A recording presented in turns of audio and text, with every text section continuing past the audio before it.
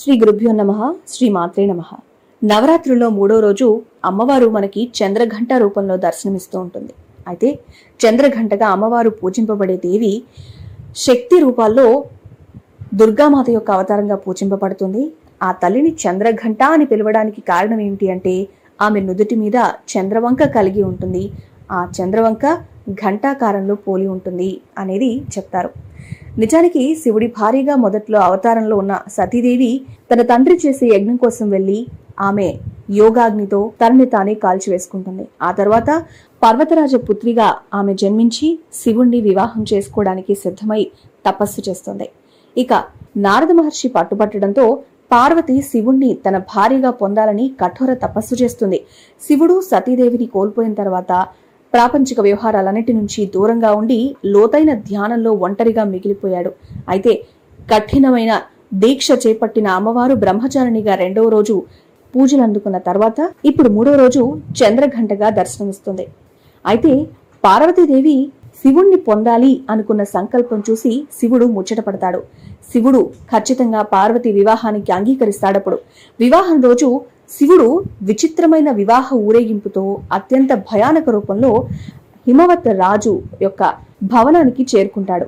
అయితే అతని శరీరం మెడ చుట్టూ పాములతో చింపిరి జుట్టుతో ఉంటాడు ఆ పరమేశ్వరుడు. అతని శరీరం అంతా బూడిదతో నిండిపోయి ఉంటుంది. అయితే వివాహ ఊరేగింపుల్లో దయ్యాలు, సన్యాసులు, ఋషులు, అలాగే రకరకాల గణాలు, పిశాచాలు, అఘోరులు అందరూ ఉంటారు. అలాంటి భయంకరమైన రూపమైన శివుణ్ణి చూసి అతని విచిత్రమైన వివాహ ఊరేగింపు చూసి పార్వతీదేవి తల్లి, వాళ్ల బంధువులు అంతా కూడా చాలా అయోమయానికి గురై దిగ్భ్రాంతి చెందుతారు. నిజానికి పార్వతీదేవి తల్లి మూర్ఛపోతుంది కూడా. తన కుటుంబానికి శివునికి ఎలాంటి ఇబ్బంది లేకుండా ఉండడానికి పార్వతీదేవి తన్ను తాను భయపెట్టే రూపంగా మార్చుకుంటుంది. ఆవిడే చంద్రఘంట రూపంలో కనిపిస్తుందట. అయితే ఎలా ఉంటుంది చంద్రఘంటాదేవి అనంటే ఆమె 10 చేతులు కలిగి ఉంటుంది. తన 9 చేతులతో త్రిశూలం, గద, బాణం, విల్లు, ఖడ్గం, పద్మం, గోవు, గంట మరియు కమండలం వీటన్నింటినీ తను ధరించి 10వ చేత్తో తన భక్తులకు ఆశీర్వదించే రూపంలో ఆమె దర్శనమిస్తుంది. ఆమె వాహనం సింహం. ఆదిశక్తి తన భక్తుల పట్ల కరుణ కలిగి మాతృమూర్తిగా ఉన్నప్పుడు తన శత్రువుల పట్ల భయంకరంగా దుర్మార్గంగా ఉంటుంది అనేది ఈ రూపం వర్ణిస్తుంది మనకి.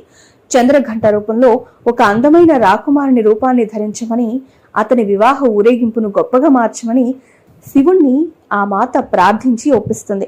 శివుడప్పుడు అనేకమైన ఆభరణాలతో అలంకరించబడి మనోహరమైన యువరాజుగా కనిపిస్తాడు.